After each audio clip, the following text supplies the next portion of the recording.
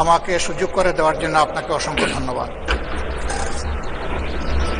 আমি সর্বপ্রথম মহান আল্লাহ তাআলার শুকরিয়া আদায় করছি। আপনাকে ধন্যবাদ জ্ঞাপন করার পাশাপাশি সারা দেশবাসী এবং বিশেষ করে আমার নির্বাচনী এলাকার সম্মানিত জনগণকে ধন্যবাদ এবং কৃতজ্ঞতা জ্ঞাপন করছি। তারাই আমাকে এবং আমাদেরকে এখানে কথা বলার সুযোগ করে দিয়েছেন তাদের মূল্যবান ভোটের মাধ্যমে।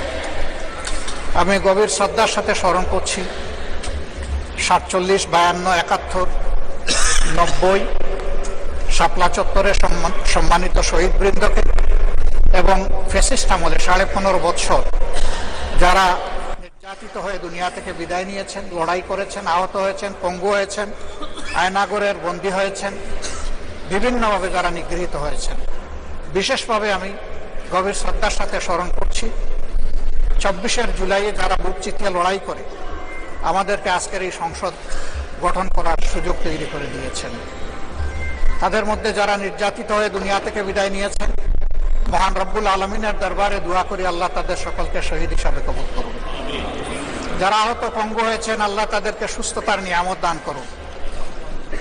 আমরা সকলের প্রতি গভীর শ্রদ্ধাশীল, কৃতজ্ঞ, ঋণী।